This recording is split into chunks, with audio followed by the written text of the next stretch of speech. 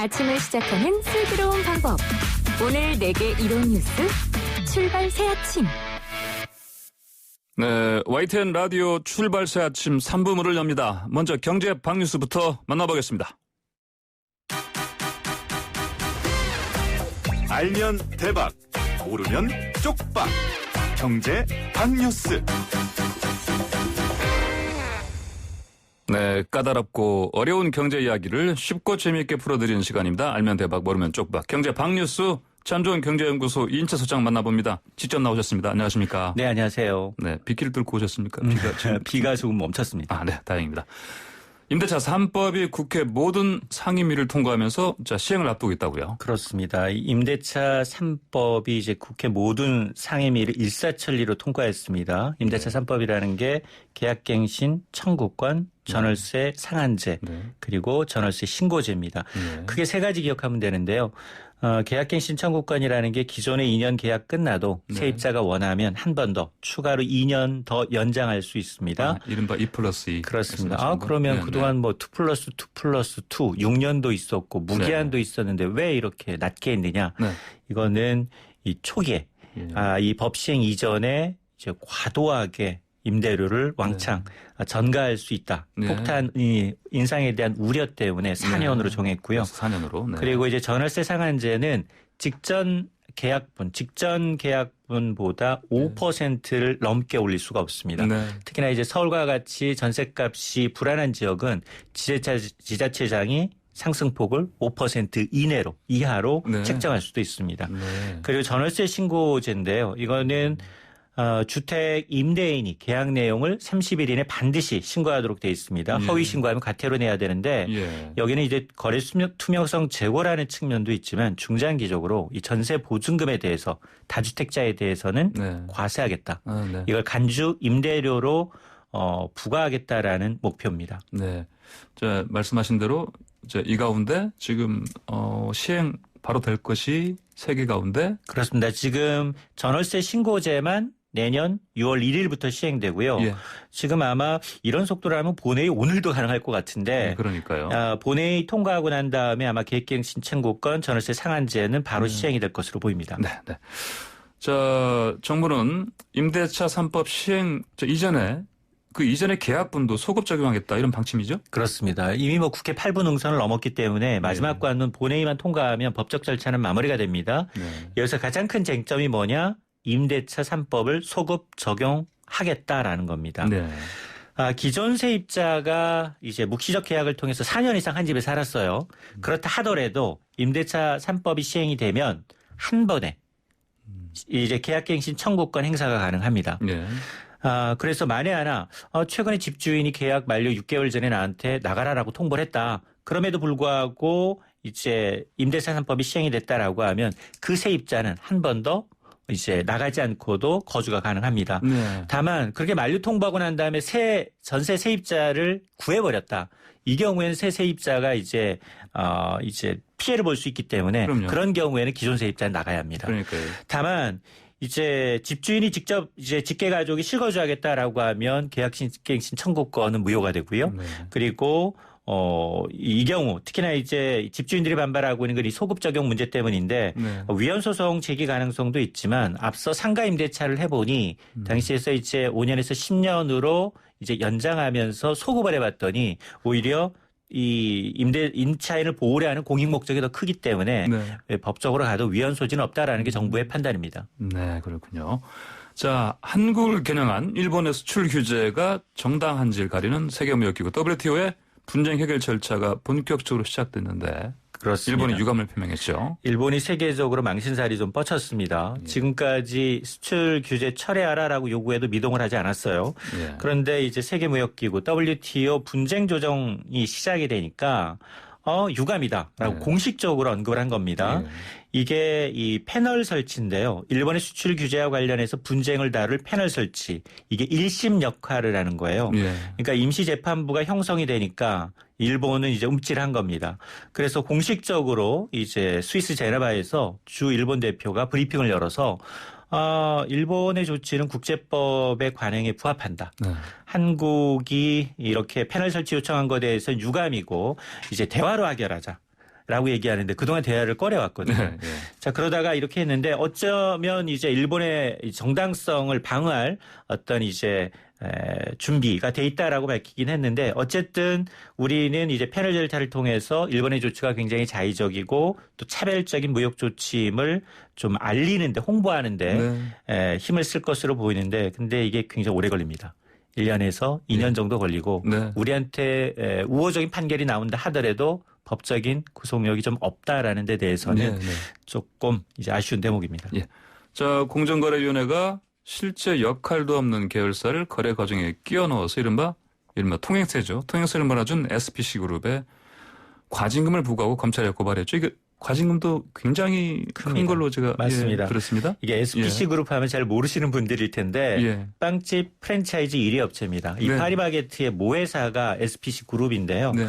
이 공정거래위원회가 이제 허영인 회장 등 총수 일가가 지배하고 있는 계열사가 있습니다. 이 삼립이라는 SPC 삼립이라는 이 계열사를 부당 지원했다라는 이유로 이 그룹에다가 시정명령과 과징금 647억 원을 부과했고요. 그룹 총수는 검찰에 고발했습니다. 내용을 좀 들여다봤더니 이 SPC 그룹은 이 파리크라상 등 세계 제빵 계열사가 있어요. 이 제빵 계열사의 원료 밀가루나 계란이나 햄과 같은 거 이걸 구매할 때 중간 단계에 있는 아무 관계없는 삼립을 통하도록 한 겁니다.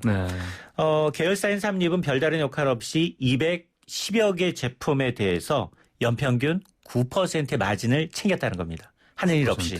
예.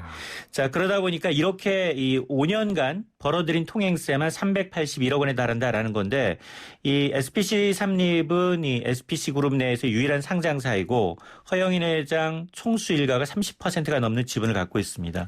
결국 보니까 이 경영권 승계를 목적으로 이세 지분을 높이기 위한 수단이었다. 장기간 부당 거래를 했다라는 점이 공정의 판단이고 이 647억 원이라는 과징금은 이 부당 지원과 관련된 역대 최대 규모의 과징금입니다. 공정거래도 작심하고 이번에 이렇게 그 세게 때렸는데 이게 아마 SPC 그룹은 소송을 통해서 피해 나갈 구멍을 찾을 겁니다. 그나저나 이런 상황이 이제 그 죄 없는 가맹점들한테 가서는 안 되는데 유탄이 안 튀었으면 좋겠어요. 그렇습니다. 이제 가맹점 이 본가의 사주 일가의 어떤 부당한 행위 때문에 오히려 피해를 보는 건 가맹점 주들입니다.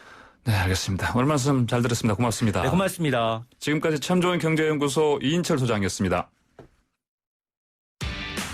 아침을 시작하는 슬기로운 방법. 오늘 내게 이로운 뉴스. 출발 새 아침 슬기로운 인터뷰. 네, 한미 미사일 지침 개정에 따라서 이제부터 우주 발사체 고체 연료, 액체가 아닙니다. 고체 연료의 사용 제한이 풀렸습니다. 이 앞으로 우주로 쏘아 올릴 발사체 개발과 생산에 당연히 탄력이 붙겠죠. 김현종 청와대 국가안보실차장이 브리핑에서 이번 개정으로 우주산업 인프라 개선의 토대가 마련돼 한국판 뉴딜이 우주로 확장되는 길이 열렸다 이렇게 언급했습니다. 우리 우주산업의 발전이 기대가 되는 이유 무엇인지 좀 알아보겠습니다. 누구보다 쉽게 과학을 전달해 주시는 분이죠. 과학 커뮤니케이터 궤도 연결됐습니다. 궤도님 안녕하십니까? 예, 안녕하세요. 네, 일단 먼저 이 청취자들 위해서 궤도 이 이름 뜻이 이렇게 지으신 이유가 뭡니까?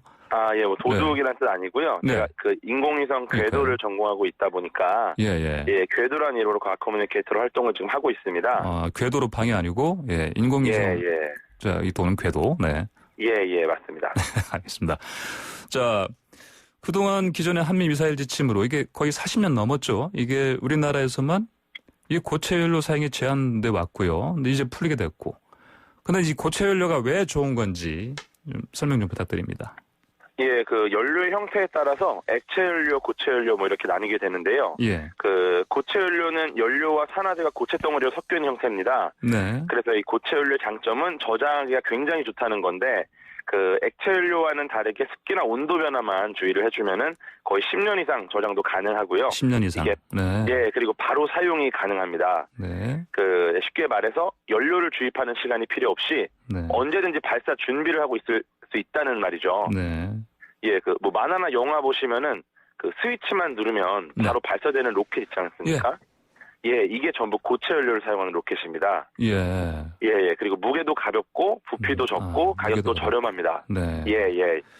그럼 액체 연료하고 비교하면 또 어떻게, 이를테면 뭐 비용이라든지 뭐 어떻게 볼 수 있을까요? 사실 액체 연료도 많은 장점을 갖고 있습니다. 네. 우선 엔진에 들어가는 연료의 양을 조절하는 게 고체보다 훨씬 간단합니다. 조절하기 간단하다. 네. 예. 그 물줄기 나온 호스 들고 있으면은 네네. 원하는 만큼 끊어 사용할 수 있지 않겠습니까? 그렇죠. 예. 뭐 그렇게 생각하시면 될 것 같고요. 예. 이걸 통해서 로켓의 궤도를 정교하게 제어할 수 있고, 그리고 연료 무게에 비해서 추진력이 액체가 고체보다는 강합니다. 네. 예. 근데 이제 문제는 액체 연료 로켓의 구조가 굉장히 복잡하기 때문입니다. 이게 아주 작은 오차만 발생을 해도 순식간에 폭발해버릴 수 있다는 거죠. 네. 예, 결국 로켓에 들어가는 연료도 폭발물이기 때문에 네. 예, 굉장히 위험할 수 있는데 그에 비해서 고체 연료 로켓 같은 경우는 구조가 굉장히 단순하다는 장점을 갖고 있습니다. 예. 그러니까 이 말은 뭐 다루기가 액체 연료보다는 상대적으로 쉽다 이렇게 말씀드릴 수 있을 것 같아요. 그렇군요. 예, 근데 액체 연료나 산화제는 그 로켓 내부 연료 탱크 안에 오래 보관하는 게 굉장히 어렵습니다. 네. 액체 연료 같은 경우는 오래 두면은 일단 변질될 가능성이 굉장히 높아져요. 예, 그리고 산화제 같은 경우는 이게 부식성이 굉장히 강하기 때문에 오래 보관을 하면 그 연료 탱크나 뭐 관이나 이런 쪽이 좀 부식될 수가 있고요. 예, 근데 이제 고체 연료 같은 경우는 별도의 주입 시간이 필요가 없고, 그리고 이제 미리 연료를 채운 상태에서 보관이 가능하기 때문에 일단은 신속하게 발사가 가능하죠. 뭐 한참 동안 연료 주입할 시간이 필요 없어지는 거고요. 그리고 이제 액체 연료처럼 연료 저장 탱크나 뭐 주입 설비 같은 그런 별도의 시설을 갖추고 있을 필요가 없기 때문에 그 운영 비용이 굉장히 적게 듭니다. 네. 자, 그동안은 근데 고체 연료 사용이 제한되었습니다. 우리 우주 산업을 많이 제한했죠, 당연히요? 예. 이 부분이? 그렇죠. 이게 뭐 그 1979년에 미사일 지침 만들어진 이후에 개정이 계속됐어요. 예. 근데 이제 결국은 사거리나 뭐 탑재되는 탄두의 중량에 제한이 걸려 있었던 건데, 뭔가를 탑재하고 발사하는 걸 발사체라고 하거든요. 예, 보통 여기에다 이제 파괴 목적을 갖고 뭐 유도 기능을 갖고 있으면 미사일이고, 뭐 인공위성이나 사람을 태우고 우주로 날아가는 데 도움을 주는 뭔가 인류의 과학 기술에 공헌할 수 있는 도움 주는 건 로켓이라고 보통 많이 하는데, 그동안 제한은 고체 로켓 자체에 강하게 걸려 있었죠. 그래서 이게 뭐 어떤 상황이나 환경을 고려를 하지 않고 무조건 액체 연료 로켓을 쓸 수밖에 없었어요. 예, 뭐 예를 들어서 우리가 뭐 그 온라인 마켓에서 이어폰처럼 가볍고 작은 거를 구매하면은 그 간혹 편지 봉투 같은 데다 넣어서 보내주는 경우도 있거든요. 예, 근데 이게 물건이 작고 가볍기 때문에 거기에 많은 효율적인 배송 방법을 사용하는 건데, 근데 이 무조건 액체 연료 로켓만 사용한다는 거, 뭐 이거는 사실 이어폰처럼 작은 택배를 보내야 되는데 이거를 뭐 냉장고 박스 같은 데다 겹겹이 싸가지고 가장 비싼 퀵 서비스로 보내는 거랑 비슷한 겁니다. 이게 효율적이라고 보긴 어려운 거죠. 이게 이제 로켓을 쏘아올릴 때 이제 이제 액체열만 쓰면 안 되고 사실상 이게 여러 단계로 이렇게 나눠서 이렇게 올라가지 않습니까? 그래서 이제 고체 연료, 그다음에 액체 연료를 이렇게 단계별로 이렇게 나눠서 쓰는 그런 패턴으로 이제 하는 걸 잘 알고 있는데 이게 맞습니까? 뭐 일단은 뭐 보조 역할로도 고체 연료 로켓을 많이 쓰고 하이브리드 형태로도 많이 사용을 합니다. 근데 이제 저희는 이제 어떤 제한이 걸려 있다 보니까 이거를 저희가 적합하게 적절히 사용하지를 못하고 그냥 우리한테 주어져서 할 수 있는 선택을 해야 되는데, 말씀드린 것처럼 액체 로켓 자체가 굉장히 어렵기 때문에 그 어려운 걸 하기 위해서는 굉장히 많은 과학기술 투자가 필요하고, 그다음에 좀 그렇기 때문에 사실은 지금은 효율적으로 우주 산업을 진행하고 있다고 보기는 어려운 상황인 거죠. 자, 앞으로 우리 우주 산업 발전 뭐 어떤 효과를 줄 수 있을까요? 이 풀린 부분이? 이번 개정을 통해서 군사용 고체 로켓 개발에만 제한을 두면은 우리는 이제 연구용 고체 로켓을 발사할 수 있게 되는 겁니다. 어떻게 보면 보다 효율적인 방식으로 지금까지는 다르게 적에도 인공위성을 올릴 수 있게 되는 거죠. 그리고 근데 그렇다고 해서 이제 이번 결정 때문에 뭐 당장 고체 연료 방식을 뭐 전면 교체해서 우주 개발 계획이 아예 바뀐다, 뭐 이렇게 말씀드릴 수는 없어요. 왜냐면은 네, 뭐 그런 지금 이미 계획되어 있는 것들, 개발되어 있는 것들이 있기 때문에 네. 네, 대신에 이제 로봇 설계 단계부터 우리가 쓸 수 있는 카드가 늘어난다는 거죠. 예. 우주 개발 계획에 맞춰 상황에 따라 적절한 기술을 골라 선택할 수 있게 되면은 굉장히 효율적으로 우리가 산업을 개발할 수 있게 되고, 예. 사실 뭐 딱 잘라 비교하기는 어려운데 고체 연료 로켓이 액체 연료 로켓보다는 기술 난이도가 낮습니다. 이 말은 예산이 좀 제한되어 있는 민간 기업에서도 로켓 개발에 뛰어들 수 있는 뭐 기회가 생긴다는 거죠. 네. 알겠습니다. 예. 그리고 이제 구조도 단순하기 때문에 개발 기간도 짧고, 그래서 다른 선진국 기업들도 고체 연료 로켓을 많이 사용을 해서 우주 산업을 진출하고 있고요. 예. 아마도 소형 위성 산업에서 굉장히 높은 활용도가 있을 것이다. 네. 대학이나 기업에서 활발하게 개발할 수 있게 될 것이다. 뭐 이렇게 보고 있습니다. 네, 알겠습니다. 오늘 말씀 여기까지 듣겠습니다. 감사합니다. 네, 감사합니다. 지금까지 과학 커뮤니케이터 궤도였습니다.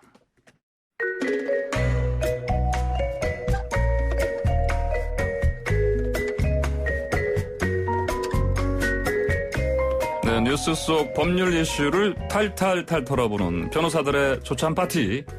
자, 조찬 파티의 품격 있는 주인공 두 분, 최단비 변호사 나오셨고요. 안녕하십니까? 안녕하세요. 네, 구정모 변호사 함께하십니다. 안녕하십니까? 안녕하세요. 구정모 변호사입니다. 네, 자, 먼저 조찬 파티 오늘 맛있는 메뉴, 오늘 주제부터 들어보겠습니다. 아니 소위 구성하라면서요. 그럼 상정해 놓고 소위 갑시다. 이 상정을 왜 합니까? 불법인데. 뭐가 불법입니까? 다수당이 독단적으로 표결할 거 아닙니까? 그걸 우리 보고 토론을 하라고요? 아니 그러면 소수당 의원은 국회의원도 아닙니까? 소수당이 반대 표결을 하는 게 들러리입니까? 뻔히 보이는데 별놀이죠. 네, 어제 법사위에서 주택임대차 보호법 개정안을 의결했습니다. 먼저 어제 통과한 일명 임대차 3법, 어떤 법인지 설명 좀 부탁드립니다. 네. 근데 임대차 3법이라고 하는 게 이제 네. 전월세 신고제, 그리고 전월세 상한제, 계약갱신 청구권제 이렇게 세 가지 제도를 네. 담은 법률 개정을 말하는데요. 사실 해당하는 법률 개정안 두 건입니다. 그러니까 이제 전월세 신고제 같은 경우에는 부동산 거래 신고 등에 관한 법률 개정안에 네. 담겨 있고요.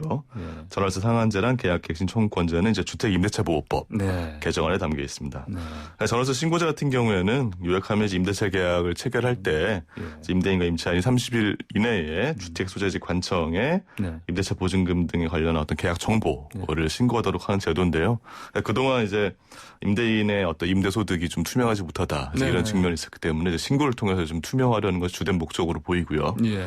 전월세 상한제 같은 경우에는 간단하게 말해서 이제 갱신을 할 때 기존 임대료에서 5% 이상을 올리지 못하도록 하는 이제 법안입니다. 네. 네, 물론 현행 이제 법령에도 그 주택 임대차 보호법 시행령에 이제 5% 제한 규정이 있기는 합니다. 근데 이제 이거를 이제 상위법인 이제 법률로 이제 올리는 것이고요. 특히 이제 5%로 제한되지가 않고 광역시도지자체 같은 경우에는 또 임대차 시장 여건을 고려해서 5%보다 더 낮은 비율로 제한도 가능하도록 해서 강화된 규제가 가능할 것으로 생각이 됩니다. 그리고 이제 마지막 계약갱신 청구권제도 같은 경우에는 임대차 계약이 만료될 때 임차인이 이제 계약의 갱신을 요구할 수 있는 권리고요. 그래서 흔히 이제 지금 2+2 제도로 예고되고 있는 그런 제도입니다. 예, 이 가운데 이제 급한 게 말씀하신 대로 저는 이제 상한제, 그다음에 계약갱신 청구권제 먼저 이제 이게 통과돼서 바로 시행이 되고 전월세 신고제는 이제 내년 6월로 이제 맞습니다. 다른 법이 이제 개정이 되면 되는 상황이네 보니까 네. 이제 본회의 표결만 남은 거죠. 네, 그렇습니다. 그래서 뭐 사실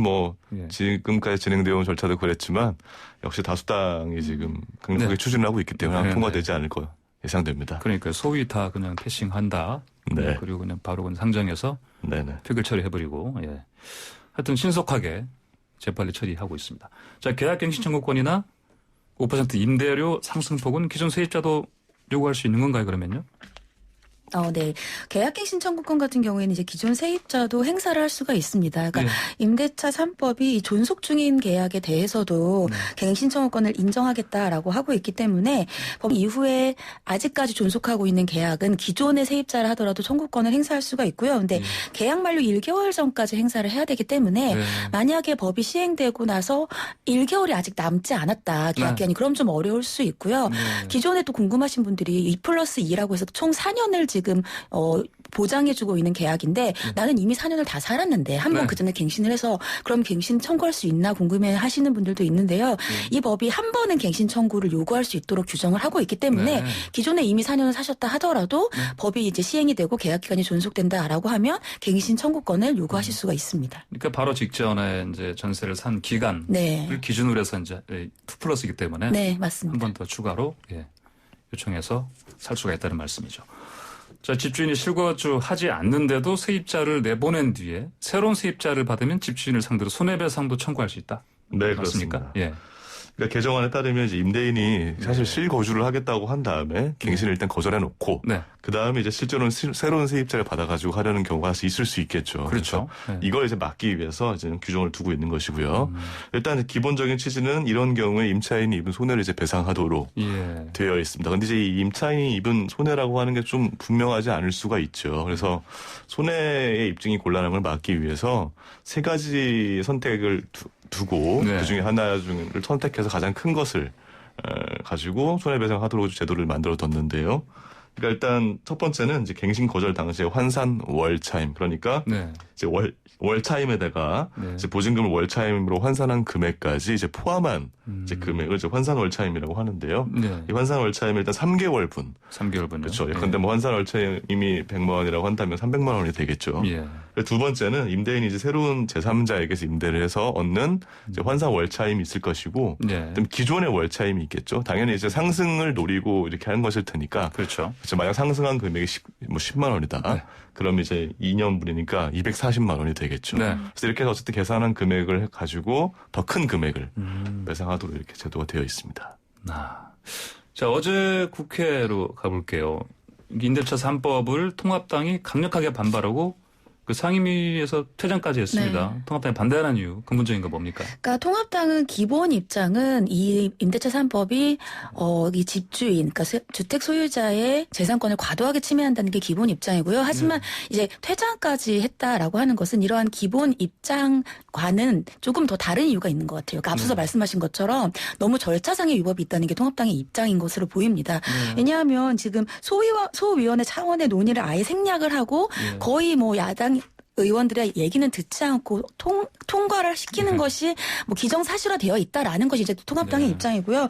뭐 장제원 의원 같은 경우에는 반대하려고 무턱대고 반대하려는 게 아니라 문제가 많고 대안이 필요하다는 것은 아는데 소위원회부터 만들어서 좀 입장을 서로 조율을 하고 나서 해야 되는 게 아니냐, 이렇게 절차상의 문제에 대해서 좀 더 비판을 하고 있는 것으로 보입니다. 그러니까요. 보니까 사실은 또 핀셋 상정이다 이런 말도 있고요. 근데 필요한 이제 통과시키려는 부분만 딱 이렇게 골라서 바로 그냥 속행해버리는.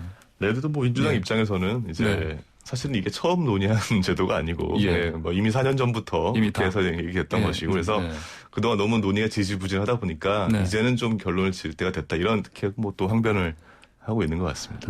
자, 집주인 입장에선 반발이 만만치 당연히 않겠죠. 근데 그래서 또 이제 이른바 전세 대란이 일어날 수 있다. 이런 우려가 나오고 있습니다. 뭐 어떤 부작용 예상됩니까? 일단 뭐 시장에서 많이 얘기하고 있는 것이 전세가가 오를 것이다. 또 전세 매물이 사라질 것이다. 라는 얘기들이 나오고 있어요. 기본적으로 2+2니까 4년은 전세 매물이 당연히 없어질 테고요. 거기에다가 지금 이미 전세 가격이 상당히 오르고 있습니다. 그것은 이제 집주인 입장에서는 5% 상한 제한이 있다고 하니까 지금 빨리 올려야 되지 않겠느냐라는 생각들이 아무래도 있어요. 그리고 매물이 없어지다 보면 시장의 논리상 아무래도 수요가 많아지고 그러면은 전세 가격이 오르거나 아니면 전세 매물 자체가 없어질 수 있다라는 우려들이 나오고 있습니다. 네, 그렇군요. 자, 임대차 3법에 대한 뭐 유연성 논란도 있긴 있습니다. 재산권 침해, 아까 말씀하신 대로 한 지적에 따라서 헌법소원도 된다고 하는데 유연이 될 소지 있습니까? 얘가 좀 사실 검토가 좀 필요한 부분인데요. 그러니까 사실 뭐 재산권의 어떤 행사가 제한되는 것은 뭐 맞겠죠. 근데 이제 사실 재산권이라고 하는 건 원래 헌법에서는 이제 법률로 공공복리 등의 목적이 있을 경우에 제한할 수 있다라고 정하고 있기 때문에 재산권이 제한되는 것만으로 사실은 이제 위헌이 되는 것은 아니어서 위헌이 이제는 좀 별개의 문제인 것 같고요. 핵심적인 부분은 이제 아마도 소급입법이 아니냐, 이런 논란인 것 같습니다. 근데 소급입법은 이제 사실 법률적으로는 진정소급입법이라고 하는 것과 부진정소급입법이라고 하는 그렇게 두 가지로 좀 나누어서 소급입법이 얘기가 되는데요. 그러니까 진정소급입법이라고 하는 거는 이제 법률 적용의 전제가 되는 사실관계가 이미 확정이 된 사안에서 과거법이 아닌 신법을 제정해서 말 그대로 정말 권리를 소급해서 침해하는 것을 이제 진정 소급 위법이라고 얘기하고요. 반면 이제 아직 사실관계가 종료되지 않은 진행 중인 사안에 대해서 과거보다 좀 더 강력한 법을 이제 담은 신법으로 적용을 하는 경우 이걸 이제 부진정 소급 위법이라고 하는데요. 간단하게 얘기하면 이렇습니다. 예컨대 과거에 지금 살인죄가 공소시효가 15년이었는데요. 예컨대 용의자가 15년 동안 무사히 경찰의 눈을 피해 다녀서 공소시효가 완전히 도과했다. 그러면 이제 공소시효가 완성이 되었기 때문에 이런 사실관계 자체는 이제 완전히 확정이 되어버린 것이죠. 그렇죠. 그래서 처벌이 이제 불가능한 사람인데 이런 경우에 이제 만약에 새로운 법으로 처벌 가능하게 만들면 이거 이제 진정소급 입법이 되는 것이죠. 근데 이게 아니고 예컨대 한 13년쯤 도망친 상태에서 2년만 이제 남았어요. 피하면 된다는 기대가 있는데 이때 법이 바뀌었다. 이런 경우에는 이제 진행 중인 상태이기 때문에 이런 건 이제 부진정소급 입법이어서 이런 건 기본적으로 원칙적으로는 이제 위헌이 아니라고 보고 있습니다. 그래서 지금 아까 최 변호사님 말씀해 주셨지만 이게 만약에 사실관계가 정말 확정된 예컨대 이미 갱신 거절을 해가지고 더 이상 임대차가 갱신될 여지가 없는 사실관계로 확정이 된 사안에 대해서 이거 적용한다면 말 그대로 소급입법 문제가 되겠지만 그렇지 않은 사안에 대해서는 설사 기존 임대차 관계라고 하더라도 그 적용 자체만으로 위헌이다라고까지 얘기할 만한 지는 않다라고 생각됩니다. 네, 저도 이게 위헌이 될 것 같지는 않아요. 위헌이라고 하는 건 이제 헌법재판소에서 위헌 결정을 해야 되는데 위헌 결정을 할 거라고 생각하지는 않습니다. 아마 법조인들이 다 그렇게 생각할 거예요. 근데 저는 개인적으로 좀 이 법이 위헌의 소지가 있다라고 생각을 하는 게 이제 위헌이 되려면 크게 네 가지 요건이 있어야 됩니다. 그러니까 이 법이 목적이 정당해야 되고 이 목적을 위해서 예를 들면 지금 우리 주거가 불안정한 것을 이 목적을 이 법으로 수단을 하는 것이 맞아야 되고요. 피해를 최소화해야 돼요. 그리고 이제 피해를 받는 사람과 이익을 받는 사람 간의 균형이 있어야 되는데 근데 저는 이 피해의 최소성에 저는 솔직히 문제가 있다고 좀 생각을 합니다. 최소 부분에서. 네, 왜냐하면 외국의 사례들을 많이 드는데 미국을 예를 들면 미국은 이제 주택의 수요가 많은 지역, 예를 들면은 캘리포니아나 뉴욕이나 이런 곳에 주로 이런 법이 있어요. 근데 우리나라는 이렇게 예를 들면 서울이라든지 수요가 많은 곳이 아니라 이 법은 전국적으로 적용이 되는 거거든요. 저는 그런 부분에 있어서는 피해 취소성의 문제점은 좀 지적이 될 수 있다. 그렇지만 이것은 저의 개인적인 생각이고 아마 헌재로 가면 위헌은 안 날 것 같습니다. 네, 그렇군요. 헌재로 가더라도 위헌 날 가능성은 높지 않다. 이렇게 보면 되겠네요. 자, 행정수도 이전 관련해서 이제 중요한 법적 쟁점 하나 있습니다. 대한민국 수도가 서울인 것은 관습헌법이다. 2004년 헌재가 신행정수도법의 위헌을 이렇게 했거든요. 이제 관습헌법, 이거 뭐 많이 나온 얘기긴 한데, 이게 뭡니까? 이게 이제 2004년 당시 헌법재판소가 이제 했던 얘기 그대로 옮기면요. 국가의 조직이나 국민의 기본권 등과 관련된 헌법적 사안을 규율하는 관습법으로 이에 해당하는 경우가 뭐냐면 한 국가 내에서 계속 반복적으로 이루어지고 앞으로도 반드시 계속된다는 법적 확신이 있다. 자, 이런 경우에 관습헌법이다라고 얘기했는데 서울이 수도다라는 걸 좀 옮겨보면 대한민국의 수도가 서울이라는 것은 국가의 뭐 조직이나 국민의 기본권 등과 관련된 헌법적 사안이다라고 했던 이 당시에 헌재는 봤고요. 이런 헌법적 사안과 관련해서 대한민국의 수도가 서울이라는 게 과거에 오랫동안 지속되어 왔고 중요한 부분인데 앞으로도 반드시 수도는 서울일 것이다. 라는 법적 확신이 있다. 라는 판단하에서 이제 관습헌법이라고 보았습니다. 보통 학교에서 우리나라는 성문헌법의 나라다 그러는데 느닷없이 사실 그때 관습 이게 나왔을 때 사실 좀 의아하긴 했어요. 사실 그렇죠. 당시 논란이 사실 많이 됐던 사안이고, 뭐 우리나라는 기본적으로 성문헌법, 물론 이제 헌법이라고 하는 게 불문헌법도 있고 성문헌법도 있지만 말씀하신 것처럼 우리나라는 성문헌법을 기본으로 채택하고 있는 나라이고, 물론 관습적으로 헌법의 일부분이 이제 보완이 될 수는 있겠습니다만, 이 수도가 서울이라고 하는 것이 과연 관습헌법인 것이 맞느냐, 좀 논란이 되었던 사안입니다.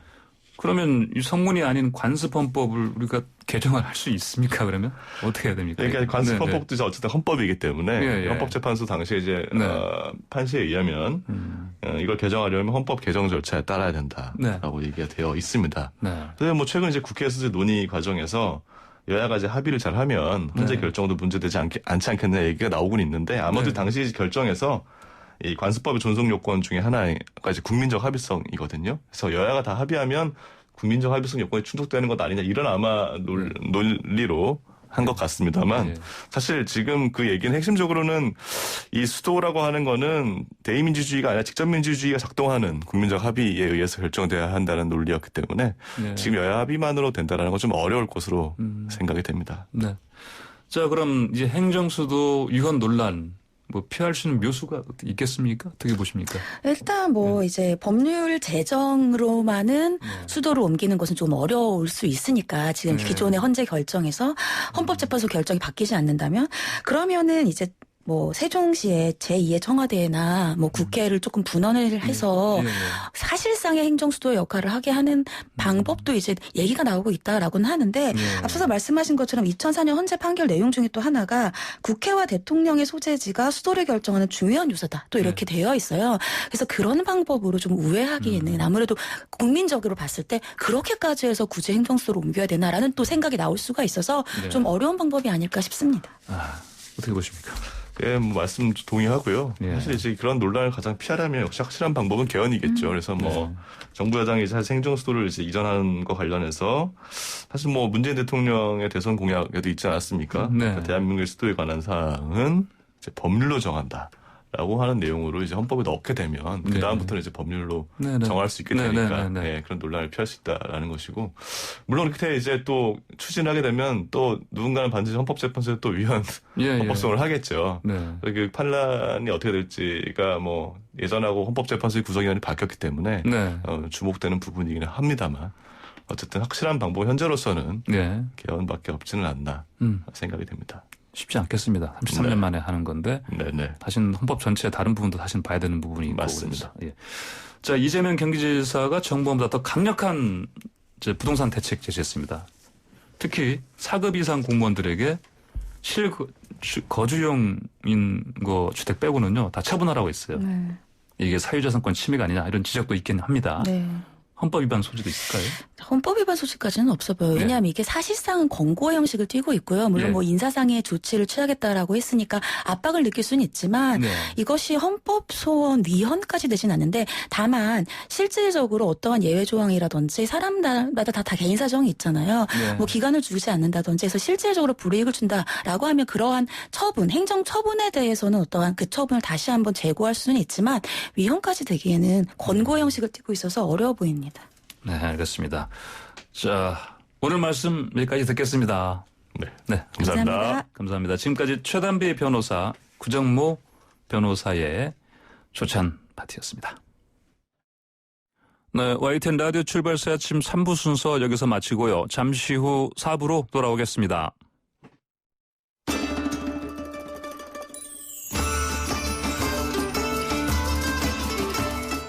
뉴스 탐구생활 바른 역사.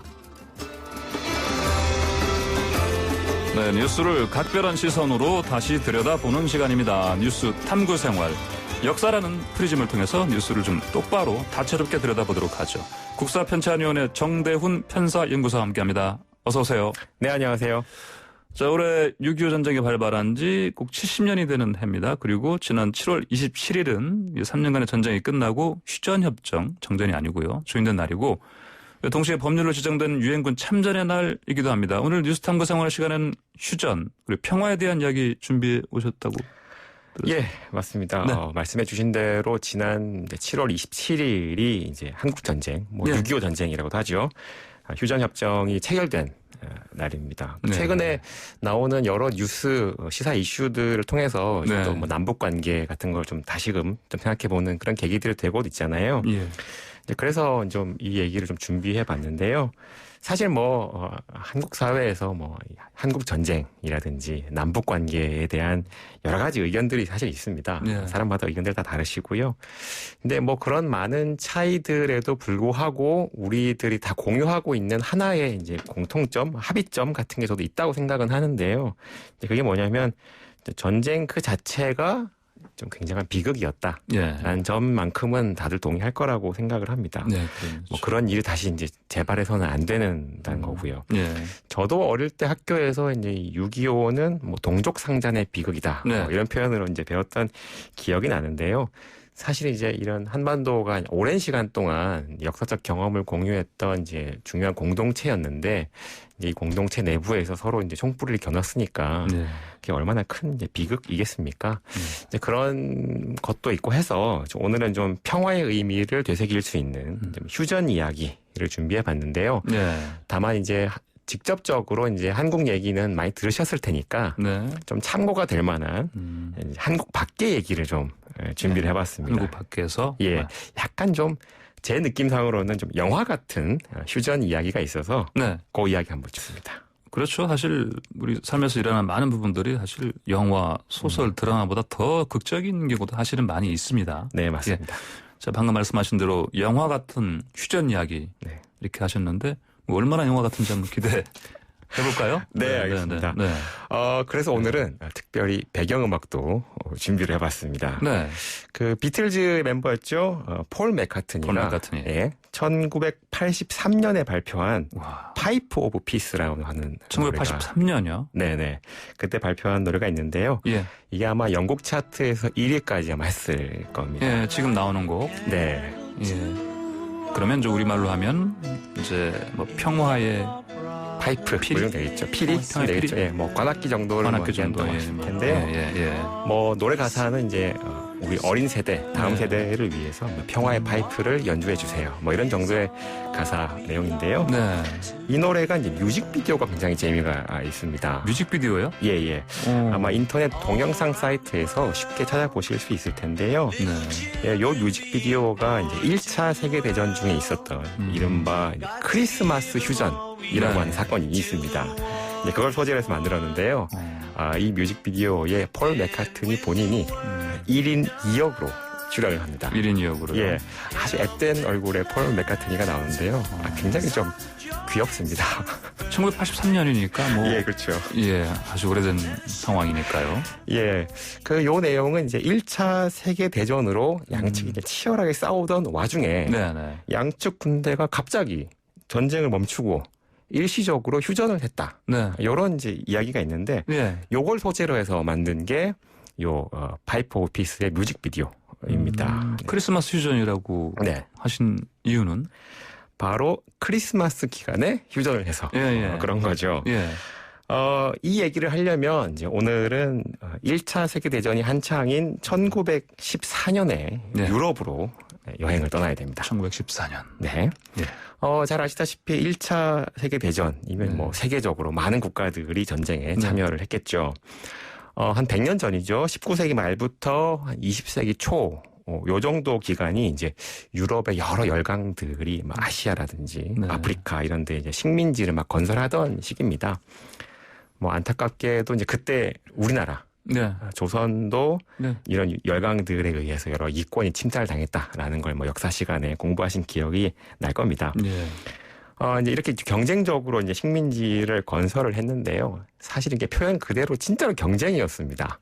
근데 경쟁을 하다 못해 이제 서로 자기들끼리 전쟁을 벌이게 되는 지경까지 이르게 되는데요. 이제 그게 이제 1차 세계대전이다. 이렇게 보시면 얼추 맞습니다. 뭐 그때 뭐 복잡한 여러 뭐 역관계, 국제관계 이걸 다 설명하기엔 좀 시간이 짧고요. 뭐 결과적으로는 유럽이 그렇게 두 편으로 나뉘었다라고만 아시면 될 것 같아요. 한쪽에는 이제 독일 그리고 오스트리아, 헝가리 제국. 지금 두 개의 나라입니다만 그때는 오스트리아와 헝가리가 하나의 국가로 묶여 있었죠. 맞습니다. 그리고 이탈리아 이런 게 이제 이런 국가들이 주축이 돼서 한 편에 있었고요. 또 다른 한편으로는 이제 영국, 프랑스, 러시아를 주축으로 한 또 한 편의 무리들이 이제 편을 가르고 있었죠. 그러니까 이들 국가들이 각각의 이해관계에 따라서 이제 편을 나눠서 거대한 전쟁을 벌이게 됐다. 이게 이제 1차 세계대전이죠. 자, 이게 그러면 당연히 1914년? 네, 맞습니다. 7월에 발발한 게 맞죠? 예, 맞습니다. 근데 이제 이 당시에 전쟁이 막 이제 발발을 했을 때는 이게 뭐 세계적인 대전쟁이 될 거라고는 아무도 기대를 하지 않았다고 그래요. 뭐 그냥 예전처럼 그냥 국지적인 전쟁으로 멈추거나 잘해봤자 뭐 국가 대 국가의 전쟁 정도로 짧게 끝날 줄 알았는데 이게 또 이게 우연과 우연이 겹치고 뭐 여러 가지 일들이 겹치면서 전 세계적으로 전쟁이 확산이 되는 거죠.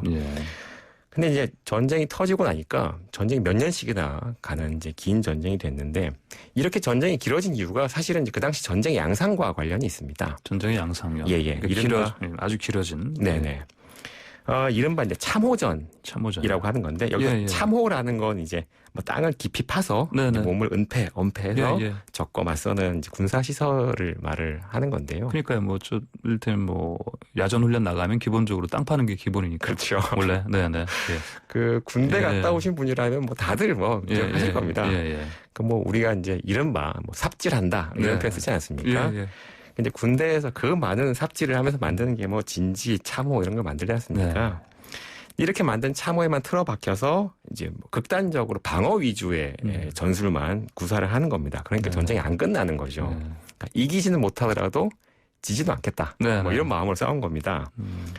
뭐 전쟁 직후부터 이제 이런 양상이 계속 이어졌는데요. 이제 그러다 보니까 이런 상황을 타개하기 위해서 뭐 1차 대전 때 여러 가지 뭐 군사적인 혹은 전술적인 기술이 발달하게 되는데 이제 그때 이제 철모가 그때 이제 제대로 본격적으로 도입됐다고 하고요.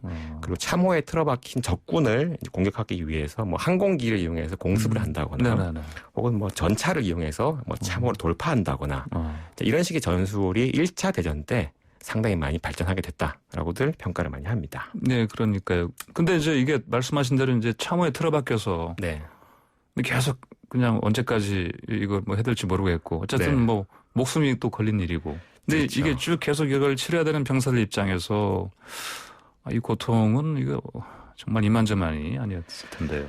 네, 맞습니다. 이 참호에서 전쟁을 치른다는 게 굉장히 고통스러운 일이었다고 그래요. 그러니까 좀 그 사례로 들만한 게 그 당시 유행했던 병 중에 하나가 참호족이라고 하는 병이. 참호족. 발족자를 쓸 겁니다 아마. 그러니까 참호처럼 좀 비위생적이고 축축한 환경에서 통풍도 잘 안 되는 군화를 오랫동안 신고 있으니까 그 뭐 피부가 괴사를 하고. 그러니까요. 특히 유럽의 뭐 또 가을, 겨울 보면 정말 축축하고 맞습니다. 습도 높고 정말 이렇게 파고드는 저런 뭐랄까 비도 내리는데 억수같이 내리는 게 아니고 이렇게 정말 가랑비가 내리는데 그게 이제 파고든다고 하죠. 그러다 보니까 뭐 좀 심한 경우에는 뭐 발을 절단한다라든지 그런 끔찍한 상황까지 이제 계속되다 보니까 병사들의 고통이 굉장했던 거죠.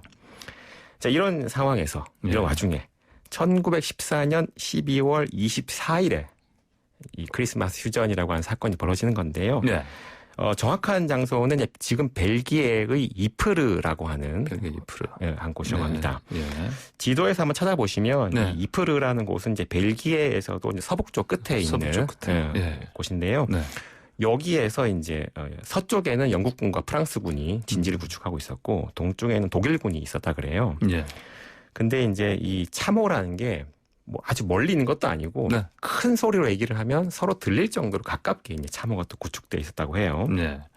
근데 이제 크리스마스 이브 날이 이제 온 겁니다. 뭐 유럽은 대체로 다 이제 기독교 문화권이니까 크리스마스면 굉장히 큰 명절이죠. 그럼 지금도 뭐 그렇잖아요. 보통 뭐 휴가를 한 달 정도는 내 가지고 쉬는 그 정도는 사실은 뭐 성탄절 뭐 종교적인 의미도 있지만 물론 이제 뭐 가족이 모이는 그런 큰 명절이죠. 맞습니다. 그러니까 얼마나 마음이 좀 이렇게 허전하겠습니까? 그렇죠. 가족들도 보고 싶고. 그래서 이번 날부터 뭐 트리를 장식한다라든지 혹은 큰 목소리로 뭐 캐롤을 부른다라든지 점차 이제 성탄절 분위기가 무르익어 가는 겁니다. 독일군 쪽에서. 그렇죠. 이런 독일군 진지 쪽에서 이제 소리가 들리니까 영국군과 프랑스군 진지에서도 마음이 또 같이 이제 동하는 거죠.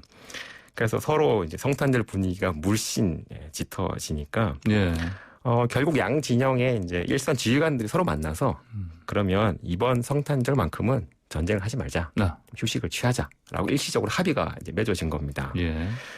그리고 정말로 전쟁이 중단이 됐고요. 그 격렬한 전투 때문에 쉬지도 못했던 병사들이 휴식을 좀 취하고 혹은 이제 뭐 이미 전사한 동료 병사들의 시신을 거두어서 매장한다든지 이제 그런 일들이 일시적으로 벌어졌습니다. 이거 그 당시에나 가능했을 어찌 보면 뭐 전쟁에다 어떤 뭐 낭만적이라는 말을 쓰기는 그렇고요. 네네. 네, 그런 아까 말씀하신 차라리 그냥 뭐 영화 같은 네.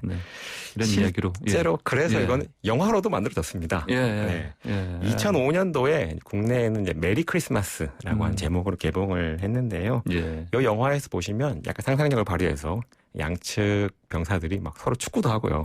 막 그러긴 합니다. 근데 물론 이제 지금 돌이켜보면 좀 너무 낭만적이고 정말 영화적인 일이긴 합니다. 실제로 이런 일이 다시 일어나지도 않겠죠. 아마도 뭐 전쟁이라는 게 그렇게 낭만적인 일이 절대 아니기 때문에 하지 않을 겁니다. 근데 그럼에도 불구하고 제가 이런 말씀을 드리는 이유가 여러 가지 현실적인 조건에도 불구하고 이제 우리가 지향해야 되는 가치가 뭘까? 그러니까 평화라는 걸 우리가 지향해야 된다라는 것만큼은 이제 흔들릴 수 없는 가치잖아요. 그래서 그런 것들 한번 되새겨보는 기회가 되면 좋겠다라고 하는 마음을 담아서 오늘은 이제 크리스마스 휴전 이야기를 한번 준비해봤습니다. 폴 맥카트니가 1983년에 발표한 파이프 오브 피스라는 노래, 그리고 이 동영상 뮤직비디오가 사실 방금 말씀하신 대로 이제 정말 영화 같은 1차 대전 때 그 이야기를 소재로해서 만들었다, 이렇게 얘기해 주셨고. 알겠습니다. 오늘 이야기는 여기까지 들어보도록 하겠습니다. 감사합니다. 네, 감사합니다. 네, 지금까지 국사편찬위원회 정대훈 편사연구사였습니다. 네, YTN 라디오 출발새 아침 저희가 준비한 소식은 여기까지입니다. 대전과 충청북도 일대에 집중호우로 인한 침수 피해가 잇따르고 있습니다. 서울 쪽은 비가 소강 상태에 이르렀지만 충북 지역에는 낮까지 많은 비가 내릴 것으로 보입니다. 추가 피해 없도록 더 주의하셔야겠습니다. 내일은 이런 비 피해 소식이 없길 바라면서 저 황보소는 내일 아침 7시 정각 변함없이 슬기롭고 공정한 내용으로 다시 찾아오겠습니다. 감사합니다.